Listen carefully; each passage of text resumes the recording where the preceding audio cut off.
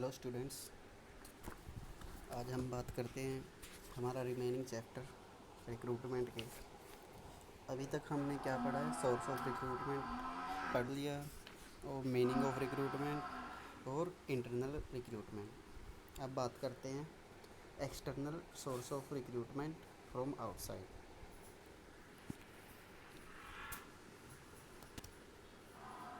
Advertising the vacancy. Advertising is the prospective method of recruiting employee from outside. Advertisement are by means of print and electronic media, that is employment newspaper, journal, magazine, TV. Advertisement in newspaper is the most widely used method for attracting qualified and experienced personnel. ये हो सबसे पहले करेंगे हम advertisement.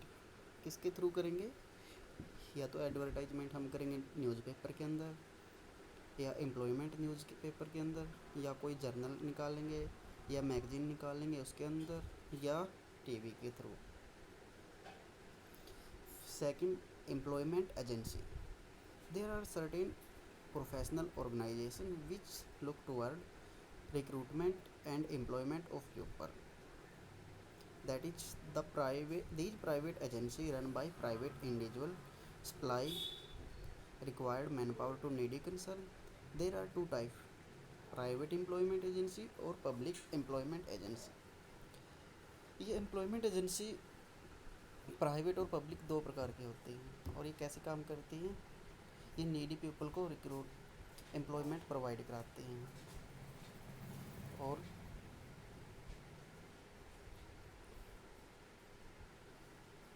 Organisation को ये employ provide कराती हैं।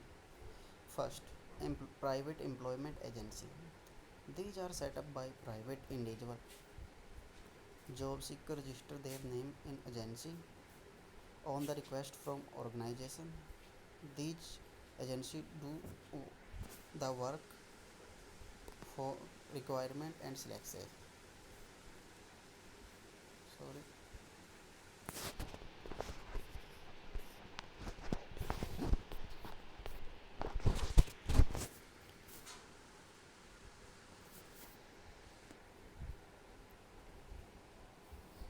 प्राइवेट एम्प्लॉयमेंट एजेंसी कैसे काम करती हैं? ये किसी एक इंडिविजुअल के द्वारा चलाई जाती हैं और जिसको जॉब चाहिए वो अपना नाम इनको दे देते हैं, अपना नाम रजिस्टर करवा देते हैं इन एजेंसीज़ के पास, एम्प्लॉयमेंट एजेंसी के पास।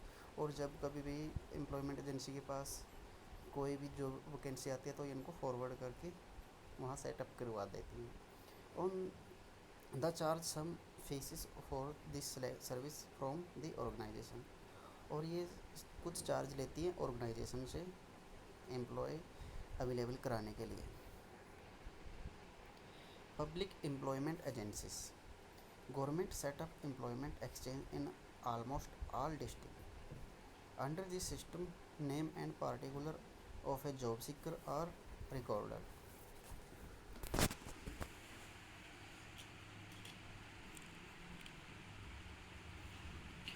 गवर्नमेंट ने भी ये पब्लिक एम्प्लॉयमेंट एजेंसी सेटअप की है हर एक डिस्ट्रिक्ट के अंदर। Under this system and particular job seeker are recorded in the employment register. और उन सभी का नाम एम्प्लॉयमेंट रजिस्टर के अंदर ऐड किया होता है, जिसको हम रोजगार ऑफिस भी बोल सकते हैं। पर्सनल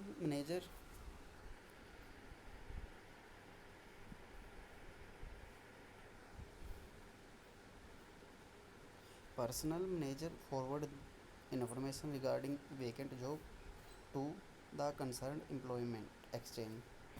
और पर्सनल मैनेजर जो भी मैनेजमेंट के अंदर से कोई भी किसी भी ऑर्गेनाइजेशन के अंदर अगर जॉब निकले वो क्या करेगा? सबसे पहले अपनी इन्फॉर्मेशन शेयर करेगा किसके साथ? एम्प्लॉयमेंट ऑफिस के साथ। Employment officer forward the name of applicant with request required qualification to the organisation. और एम्प्लॉयमेंट ऑफिसर क्या करेगा?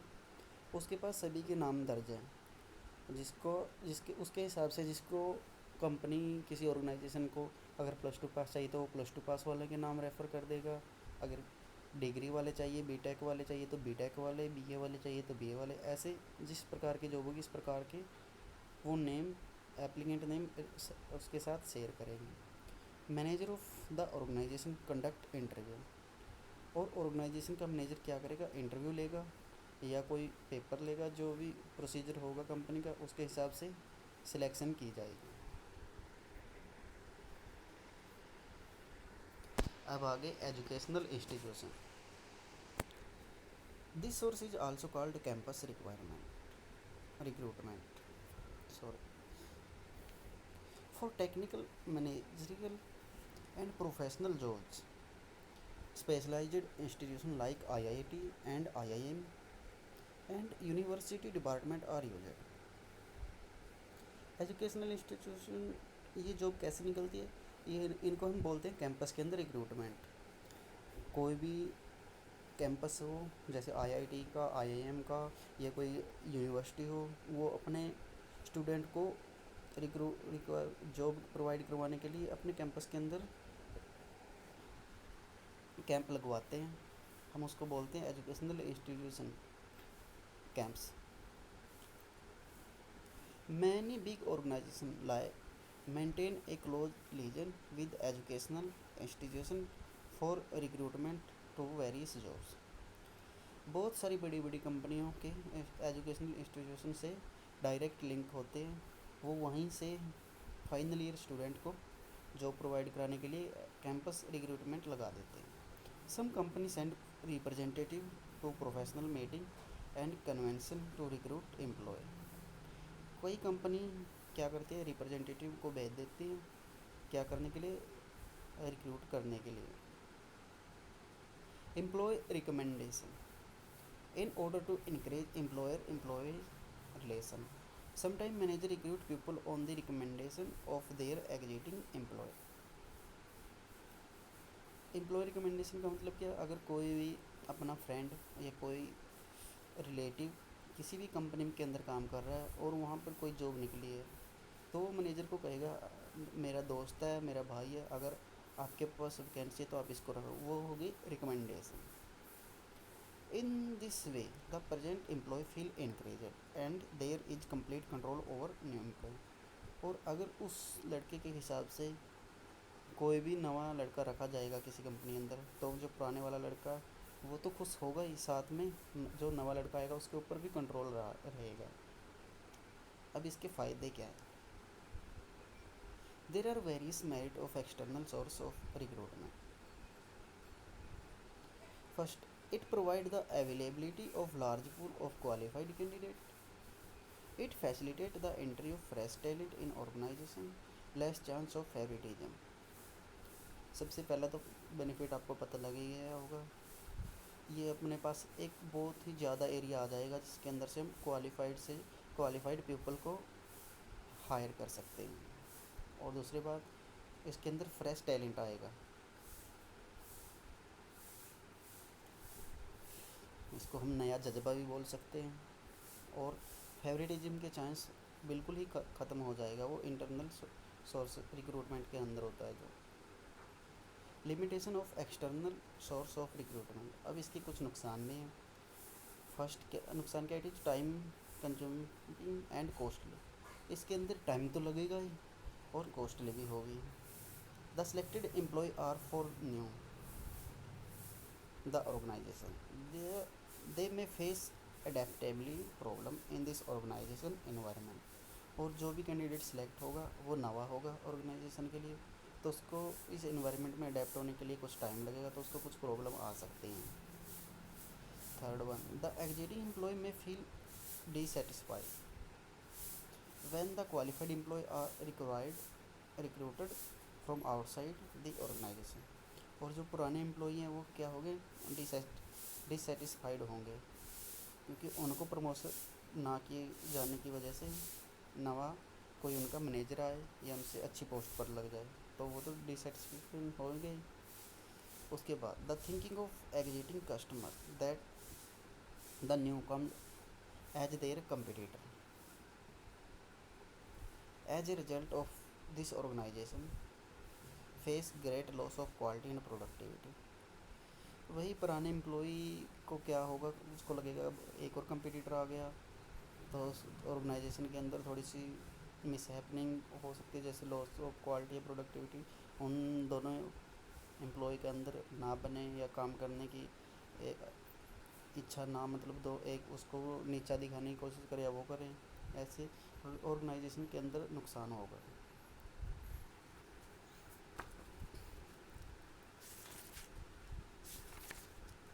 अब बात करते हैं हम सिलेक्शन की। इसका सबसे पहले मीनिंग क्या है सिलेक्शन का।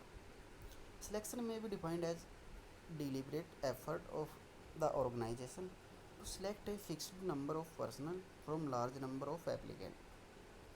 सिलेक्शन किसको बोलते हैं? कोई भी ऑर्गेनाइजेशन को मान लो एक लड़का जॉब एक है और उसके पास 10 रिज्यूम आ जाए, तो वो क्या करेगा, 10 कैंडिडेट को बुलाएंगे, उनके अंदर से उनका इंटरव्यू लेंगे, जो भी उन 10 में सबसे बेटर होगा उसकी सिलेक्शन के उसके तौर पर उसकी सिलेक्शन हो जाएगी। Selection is a process of choosing right person for the right job. इसका मतलब भी यही है, सिलेक्शन का मतलब ही है राइट पर्सन को चूज करना फॉर राइट जॉब के लिए। डेफिनेशन क्या है इसकी? According to Weihrich and Koontz, selecting manager is choosing from among the candidate the one who best meet the position requirement। Selecting manager का मतलब क्या है? सबसे अच्छा कैंडिडेट चूज करना जो रिक्वायरमेंट के हिसाब से फिट बैठता हो। According to Dale Yoder, selection is the process in which candidate for employment are divided in two classes, those who are to be offered employment and those who are not. Selection के हिसाब से अगर interview क्या देख अपने पास notice करेगा, मान लो उसने एक दिन में 10-20 लड़कों का इंटरव्यू लिया, उसमें से उसने 7 पर टिक किया सिलेक्शन के लिए और 13 पर नॉट सिलेक्शन के लिए टिक किया, तो वो दो प्रकार से वो बना लेगा कॉलम, तो उसको भी हम सिलेक्शन बोलते हैं।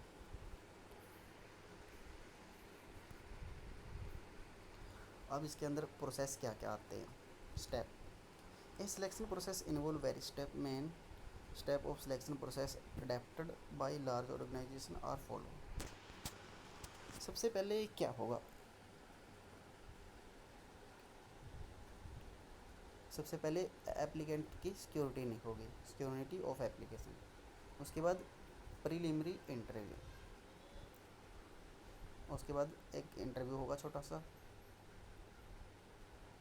उसके बाद एक ब्लैंक एप्लीकेशन दिया जाएगा, फिर एम्प्लॉयमेंट टेस्ट लिया जाएगा उसका, उसके बाद फाइनल इंटरव्यू होगा, फिर उसके बाद रेफरेंस चेक की जाएगी, उसके बाद फिजिकल होगा और मेडिकल एग्जामिनेशन होगा, अप्रूव्ड होगी बाई अथॉरिटी से, और उसके बाद क्या होगा, प्लेसमेंट। अभी इन्हीं प्रोसेस को हम थोड़ा सा डीपली पढ़ते हैं।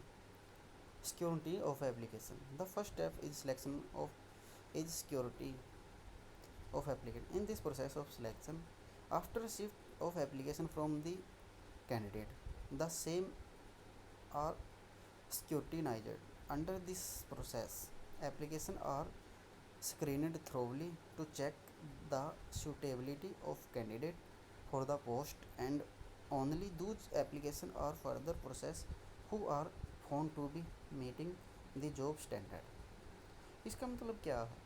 इसका मतलब ये है, अगर मान लो फार्मा की ही बात करें, अगर फार्मा कंपनी में मार्केटिंग की जॉब है, मेडिकल रिप्रेजेंटेटिव जिसको बिजनेस एग्जीक्यूटिव भी बोलते हैं, अगर कंपनी की रिक्वायरमेंट है उनको बी फार्मा चाहिए, और कोई भी लड़का +2 वाला या BA वाला भी अपना रिज्यूमे भेज दे, तो वो कम क्या करेगा मैनेजर, उसका पहले देखेगा रिज्यूम, अगर उसके अंदर वो बी फार्मा है ही नहीं तो इसका इंटरव्यू लेके क्या करेंगे, तो इसको हम सिक्योरिटी ऑफ एप्लीकेशन स्टार्टिंग बोलते हैं।